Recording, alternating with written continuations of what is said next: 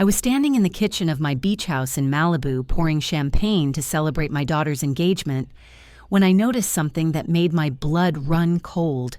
A tiny white pill dissolving at the bottom of my glass.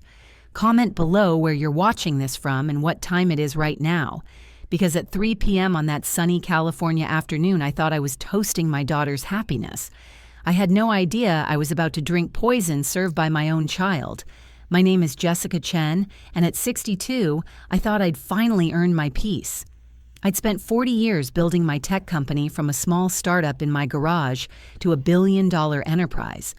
I'd survived the dot-com crash, navigated 3 market downturns, and shattered every glass ceiling in Silicon Valley.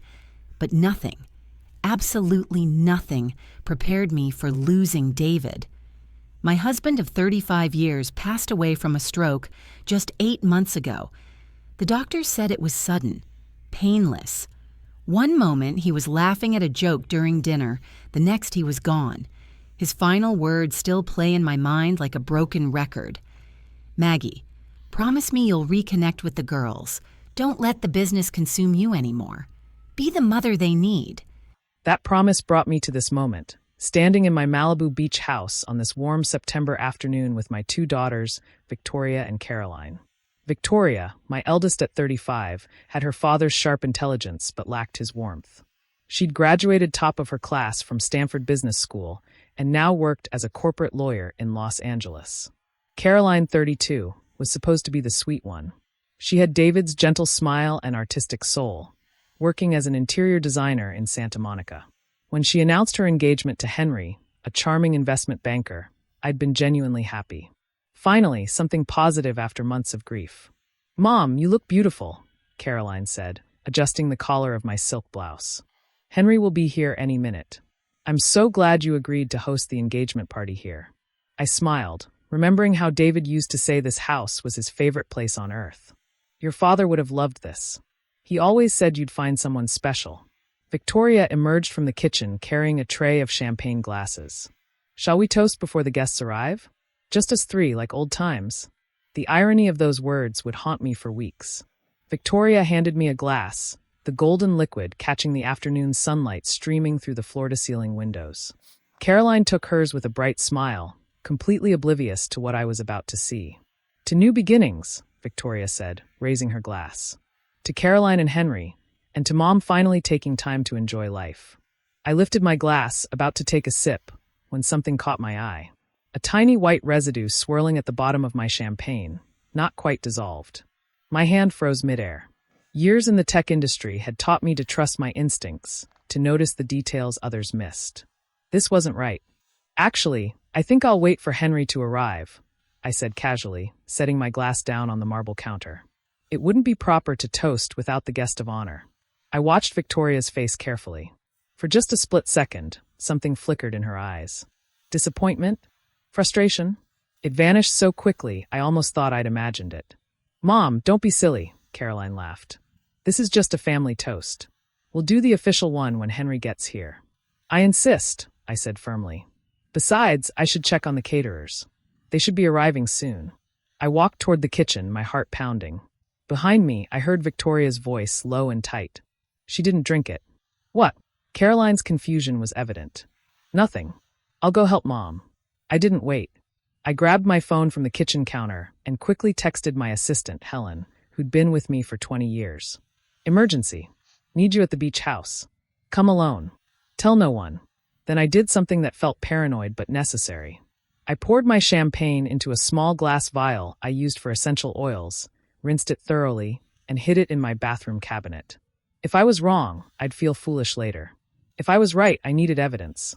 Helen arrived 30 minutes later, concern etched on her face. "Harper, what's wrong? You sounded urgent." I pulled her into my study, away from where my daughters were setting up for the party. "I need you to do something for me, and I need you not to ask questions yet." I handed her the vial. "Take this to Dr. Reeves at the private lab, the one who does our corporate health screenings. Tell him I need it analyzed immediately. Full toxicology screen. And Helen, tell absolutely no one about this." Her eyes widened as she looked at the vial. "Harper, what is this?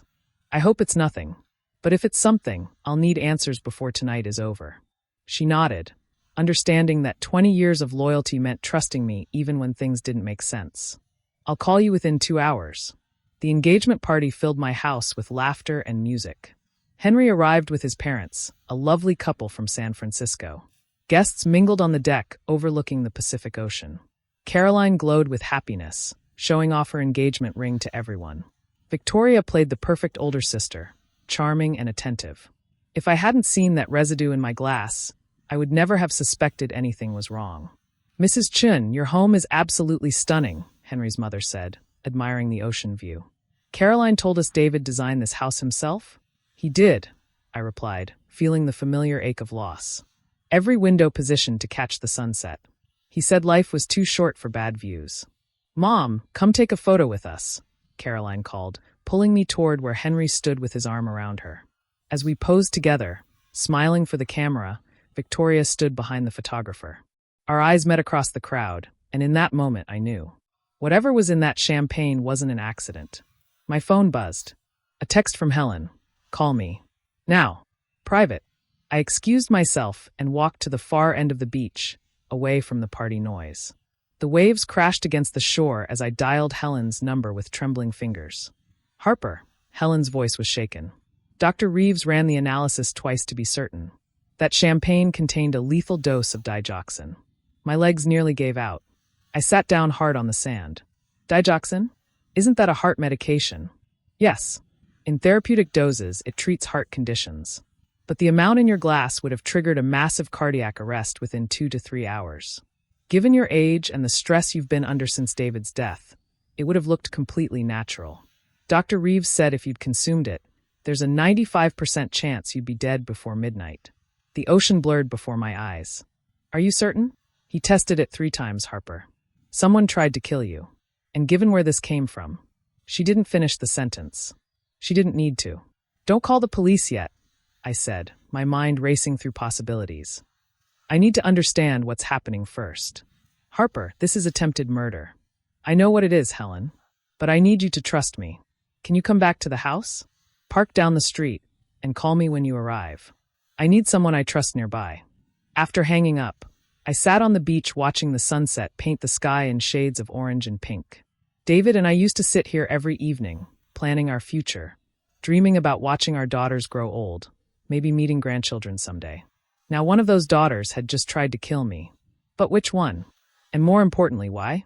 I walked back toward the house, my mind sharp and focused. Years of boardroom battles had taught me how to control my emotions, how to play chess when others played checkers. If someone in my family wanted me dead, I needed to know the whole truth before making my next move. The party continued into the evening. I watched my daughters carefully, looking for clues I'd missed before. Victoria was impeccable as always, networking with the guests, discussing market trends with Henry's father. She'd always been the ambitious one, following in my footsteps into the business world. But had I been so focused on her success that I'd missed something darker? Caroline seemed genuinely happy, her laughter ringing out across the deck. She'd always been the one who wanted simple things, a loving husband, a beautiful home, maybe children. Why would she want me dead? "Mom, you seem distracted." Victoria appeared beside me with a fresh glass of champagne. "Here, you barely touched your drink earlier." I looked at the glass she offered. "Actually, I'm switching to water. I've had enough alcohol for today." Again, that flash in her eyes. "Are you feeling all right? You've seemed off all evening." "Just missing your father," I said, which wasn't entirely a lie. "These family gatherings remind me he should be here." Victoria's expression softened. "I miss him too. He would have loved seeing Caroline so happy." She paused. "Mom, speaking of Dad, I've been meaning to talk to you about his estate planning. There are some financial matters we should discuss." "This isn't really the time, Victoria." "I know, but you've been putting it off for months. The lawyers need decisions about the trust structures, the company shares, the property holdings. It's not healthy to avoid these things." There it was. Money. It always came back to money.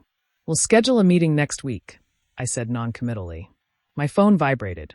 A text from Helen. "I'm parked outside. White sedan. 2 houses down. Excuse me, darling. I need to take this call," I told Victoria, walking toward the front of the house. I slipped out the front door and walked down the dark street to Helen's car. She handed me a folder through the window. Dr. Reeves prepared a full report, she said. Harper, there's something else. I took the liberty of doing some research. She hesitated.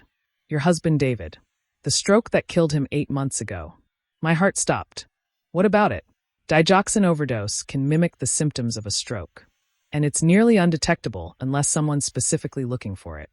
The world tilted. You think David was murdered? I think you need to request an autopsy review. Dr. Reeves said he could arrange it discreetly through his contacts at the medical examiner's office. I stood in the darkness outside my home, watching the party through the windows. Inside, my daughters laughed and mingled with guests. One of them might have killed their own father. One of them had definitely tried to kill me. Helen, I need you to do something else for me, I said, my voice steady despite the storm inside. I need you to hire a private investigator. The best one you can find. I need complete financial backgrounds on both Victoria and Caroline. Everything. Bank accounts, debts, investments, credit cards. I want to know every dollar they've spent in the last 2 years.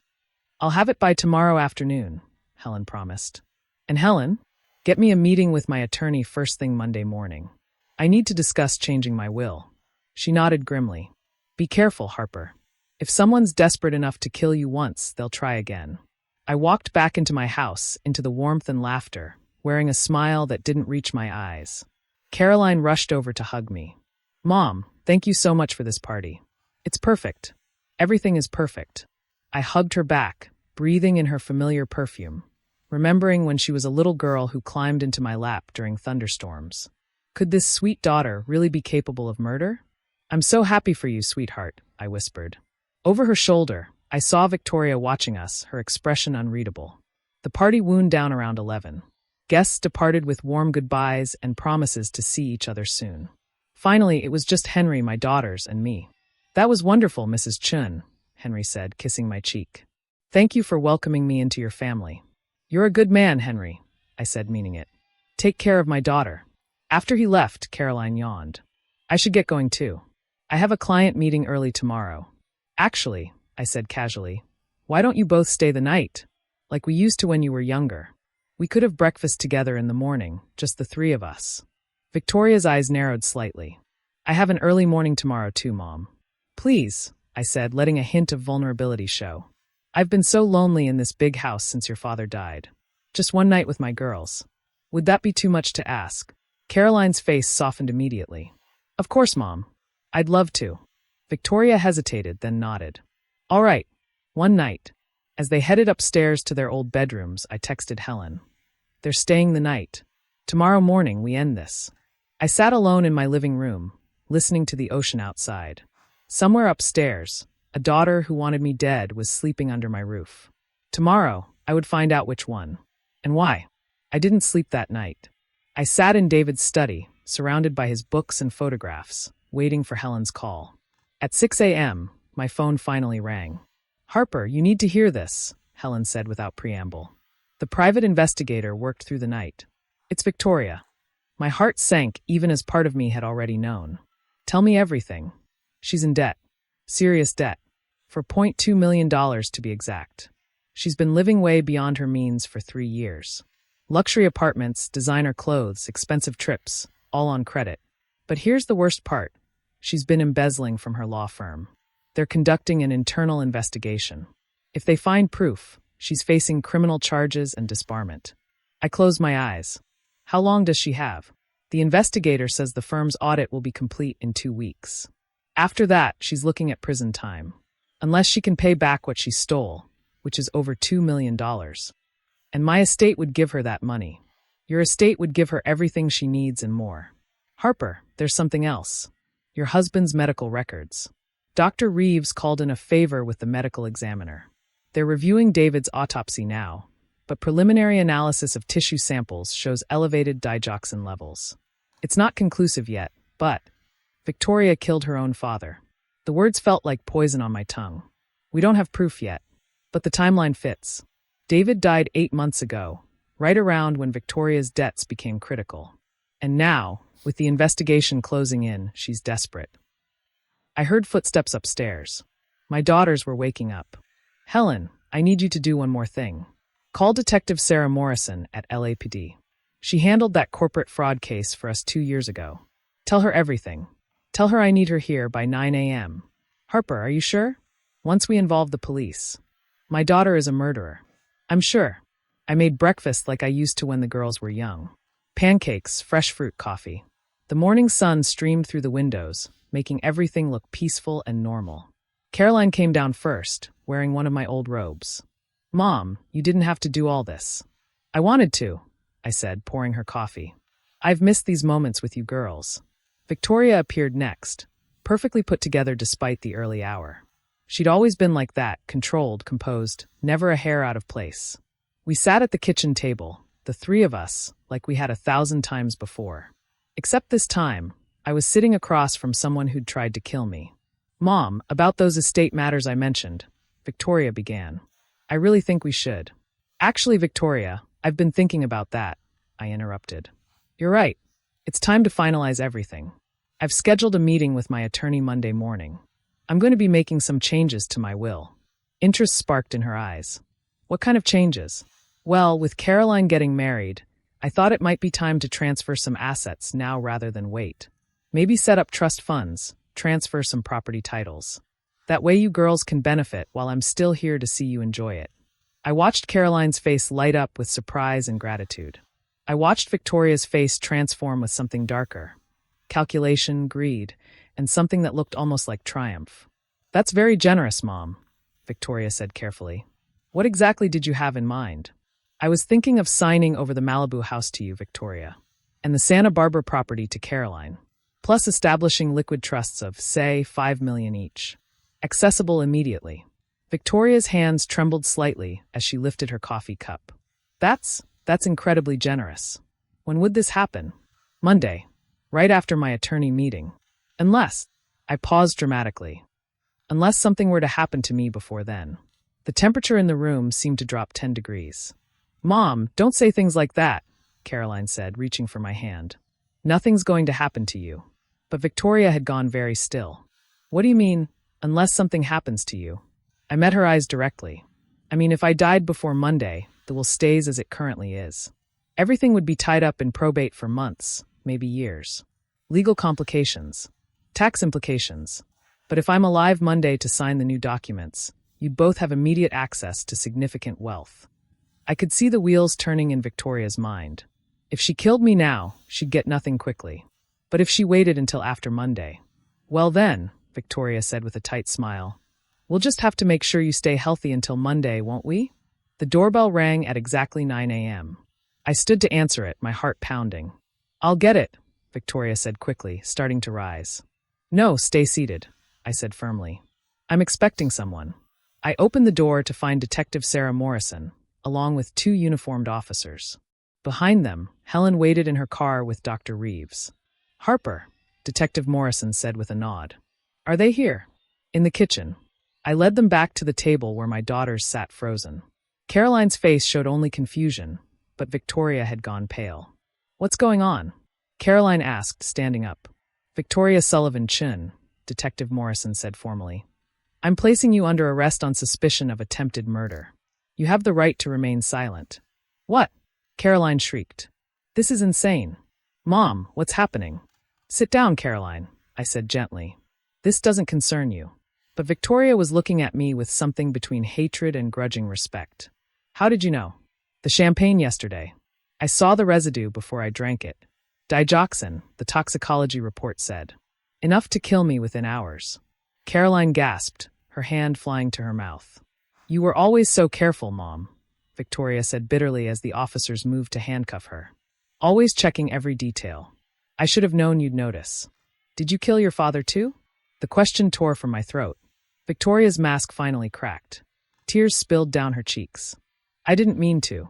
I just wanted him to get sick, to slow down, so you'd both start thinking about estate planning, about transferring assets. But I miscalculated the dose, and he just collapsed. Caroline made a sound like a wounded animal.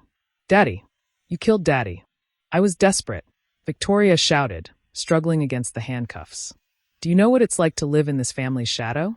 To work yourself to death trying to be successful like Mom, to be perfect, to be enough, and then to watch it all fall apart? I made some bad investments. I borrowed money I shouldn't have. And yes, I took money from the firm to cover it. I didn't have a choice. You always have a choice, I said quietly. You could have come to me. You could have asked for help. And admit I was a failure? That I wasn't the perfect daughter you raised? Never.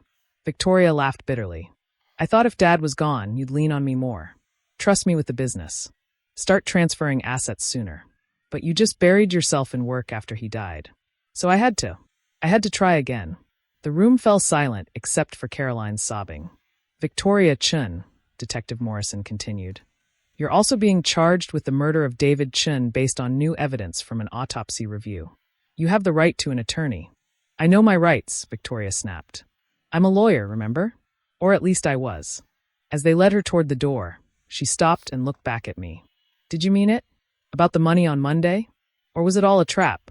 I held her gaze. It was a trap. I was never going to give you a single dollar. But I needed to know if you'd try to kill me again, or if maybe, just maybe, there was enough humanity left in you to wait, to choose a different path. And you chose greed over redemption, just like you always do. Victoria nodded slowly, as if I'd confirmed something she already knew about herself. I'm sorry about Dad. I really am. That wasn't supposed to happen. But you're not sorry about trying to kill me. She didn't answer. She didn't need to. After the police left with Victoria, Caroline collapsed into my arms, sobbing so hard her entire body shook. Mom, I can't believe it. I can't believe she... Daddy. She killed Daddy. Her voice broke on every word. I held my youngest daughter, stroking her hair like I did when she was small. I know, sweetheart. I know. Did you suspect me too? Is that why you asked us to stay last night? I pulled back to look at her face, so much like David's. For a moment, I didn't know what to believe. But your reaction yesterday, your genuine happiness, I knew it couldn't be you. You don't have that kind of darkness in you, Caroline. She wiped her tears. What happens now? Now we grieve. Again. For your father, properly this time. And we grieve for your sister, for the person she could have been. Helen entered through the front door, Dr. Reeves behind her. Harper, the medical examiner, confirmed it. David's tissue samples showed lethal levels of digoxin. They're ruling his death a homicide. I nodded, feeling the weight of it all. My husband hadn't died of natural causes. He'd been murdered by our own daughter, in our own home, probably in this very kitchen where we'd shared thousands of meals. There's one more thing, Helen said gently. The investigator found something else. Victoria had been researching your routine, your health conditions, even consulting with doctors about how to make a poisoning look natural. This wasn't impulsive, Harper. She'd been planning this for months. Caroline made a choking sound. I have to go. I can't. I need to call Henry. I need to tell him I can't do this right now. The wedding, everything. Caroline, I said firmly, taking her hands. Don't you dare let Victoria's evil steal your happiness. You marry that good man. You build the life you've dreamed of. That's how we survive this. How can I celebrate when Daddy's dead and Victoria's going to prison? Because your father would want you to be happy. Because moving forward isn't forgetting. It's refusing to let tragedy define us. The courtroom was packed the day of Victoria's sentencing. I sat in the front row, Caroline on one side, Helen on the other. Henry had insisted on coming too, his hand firmly holding Caroline's. Victoria stood before the judge in an orange jumpsuit, her hair pulled back, no makeup. She looked small, diminished, nothing like the polished lawyer who'd once commanded courtrooms. Ms. Chun, the judge said, you've been found guilty of first-degree murder in the death of your father, David Chun, and attempted murder of your mother, Jessica Chun. Before I pass sentence, do you have anything to say? Victoria turned to look at me. Our eyes met across the courtroom. I'm sorry, she said, her voice barely audible. Not for getting caught. Not for losing everything. I'm sorry because I finally understand what I destroyed. I had a family who loved me. A father who would have done anything for me. A mother who built an empire from nothing and would have shared it freely if I'd just asked. And I threw it all away because I was too proud to admit I'd failed, too greedy to wait, too broken to see what really mattered. She paused, tears streaming down her face. I used to think I killed Dad by accident, that I only meant to make him sick. But I've had months in jail to face the truth. Part of me wanted him gone. Part of me saw him as an obstacle to my inheritance. And that's something I'll have to live with for the rest of my life. The judge listened impassively. The court appreciates your statement. However, your actions resulted in one death and the attempted death of another. You showed premeditation, calculation, and a complete disregard for human life. I hereby sentence you to life in prison without the possibility of parole for the murder of David Chin, and an additional 25 years for the attempted murder of Jessica Chin. Sentences to run consecutively. Caroline gasped beside me. Life without parole meant Victoria would die in prison. As the bailiffs led Victoria away, she looked back one final time. I didn't look away. I didn't cry. I just watched my daughter disappear through the doors, knowing I'd never see her as a free woman again. I stood in the nursery of Caroline's new home in Santa Monica, helping her arrange baby clothes in drawers. She was 4 months pregnant, a surprise that came shortly after the wedding. Mom, do you think about her? Caroline asked softly, folding a tiny onesie. Every day, I admitted. I think about the little girl who used to bring me drawings from school. The teenager who was so determined to make me proud. And I wonder where it all went wrong. Was it our fault? Did we push her too hard? I turned to face my daughter. I've asked myself that 1,000 times. Maybe we did put too much pressure on her to succeed. Maybe she felt she could never live up to expectations. But Caroline, lots of people face pressure and failure. They don't murder their parents. Do you hate her? The question hung in the air. Did I hate Victoria? I'd certainly been angry, betrayed, devastated. But hate? No, I said finally. I hate what she did. I hate that she took your father from us. I hate that she's capable of such evil. But she's still my daughter, and some small part of me still loves the child she used to be. Have you visited her? No, I don't know if I ever will. Maybe someday, when the wounds aren't so fresh. Or maybe never. I honestly don't know. Henry appeared in the doorway. Ladies, lunch is ready. And Harper, you have a call. Someone named Jennifer from the Women's Prison Reform Foundation. I'd almost forgotten. After Victoria's sentencing, I'd been contacted by several organizations that worked with incarcerated women. They wanted me to speak about my experience, to help other families navigate the trauma of having a loved one in prison. I'll take it downstairs, I said. As I walked down to the living room, I thought about David. He'd always said that good could come from even the worst situations if we were brave enough to look for it. Maybe sharing my story could help other families. Maybe it could help daughters who felt trapped by expectations before they made irreversible choices. Maybe it could even help mothers see warning signs I'd missed. I picked up the phone. This is Jessica Chin. I was in my office at the tech company when Helen brought in the mail. Among the usual business correspondence was a handwritten envelope from California Women's Prison. My hands trembled as I opened it. Dear Mom, I don't expect you to read this. I don't expect you to respond. But my therapist says I need to write it anyway, so here it is. I've had a year to think about what I did. A year to attend therapy groups, to listen to other women's stories, to finally face myself without all the masks I used to wear. I killed Dad. Not accidentally. I chose to put that poison in his coffee because I was desperate and selfish and convinced myself that my problems were more important than his life. I told myself I was just making him sick, but that was a lie. I knew the dose was dangerous. I just didn't care enough to stop. And then I tried to do the same thing to you. My own mother. The woman who sacrificed everything to build a company, to provide for us, to show us that women could be powerful and successful. I repaid you by trying to murder you for your money. Prison is exactly where I belong. I know that now.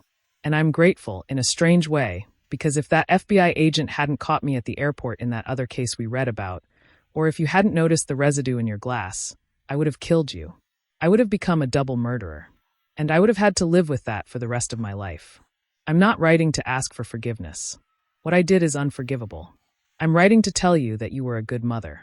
My choices are not your fault. You gave me every advantage, every opportunity, and I squandered them because I was too proud to admit weakness and too greedy to value love over money. I hope Caroline's baby is healthy. I hope you're finding peace. I hope someday you can remember me as the little girl I used to be, before I became this monster. I love you, Mom. I'm sorry I forgot how to show it. Victoria.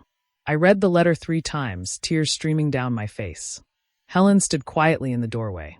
What will you do? She asked gently. I don't know yet, I said. But I think I'll keep it. And maybe someday I'll write back. Looking back on this true story, I realize I made a crucial mistake that nearly cost me my life and cost my husband his. I ignored the subtle signs that something was wrong with Victoria. The financial stress, the growing desperation, the way she looked at our assets like inventory rather than family legacy. Don't be like me. Don't ignore the warning signs when someone you love is struggling. Not everyone who struggles becomes a murderer, but everyone who becomes a murderer was struggling first. This true story taught me that real family isn't defined by blood, but by love and integrity.